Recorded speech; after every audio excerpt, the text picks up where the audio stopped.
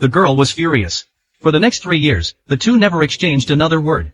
It wasn't until graduation day of their senior year, when the entire class was signing the yearbook, that Suya brought the book to Wu Jin. Overjoyed, he wrote a lot, only to accidentally leave his pen inside. By the time he ran out to retrieve it, Suya had vanished without a trace. Another summer flew by. During that time, Yujin had resolved countless times to confess his feelings to Suya, but every time he dialed her number, he chickened out. It wasn't until 2 years later, after completing his military service, that he finally mustered the courage. This time, Yujin swore he wouldn't back down. Yet again, he ended up stumbling over his words.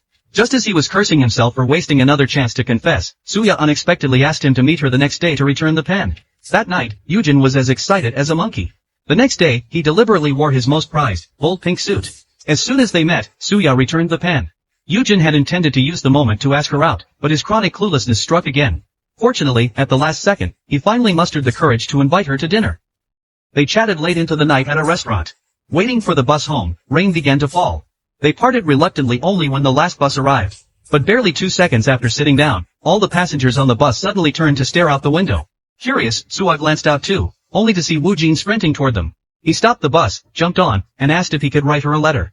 Amused yet touched, Suya wiped the rain from his forehead and smiled, replying, "Whenever you want." From then on, their feelings grew rapidly. They went to movies together, and after one screening, she slipped her hand into his pocket. With Wu Jin's swimming competition approaching, Suya promised him, after the race, we'll be together. Hearing this, Wu Jin jumped up in excitement and trained even harder. But during a pre-race underwater training session, an accident occurred. Doctors discovered Wu Jin had a brain condition. Any intense emotion could send him into a coma. This made not only sports but even daily life difficult to sustain. To spare Suya from his burden, Yujin feigned being a scoundrel and drove her away. Over the next year, he tried to forget her completely but couldn't resist taking one last look. He happened to see Suya getting into a wealthy heir's car, leaving him both desolate and relieved. Months after resolving never to contact her again, Suya suddenly called, asking Yujin to meet her at the village train station. The moment he arrived, Suya rushed into his arms, uttering a string of strange words. They married and had a child. But when the child turned 8, Suya passed away from illness. Before her passing, she left a promise. She would return on the heavenly train during the rainy season. At first, Yujin dismissed this as a fairy tale meant to comfort their son. But when the rainy season arrived, father and son truly saw a woman at the station who looked exactly like Suya.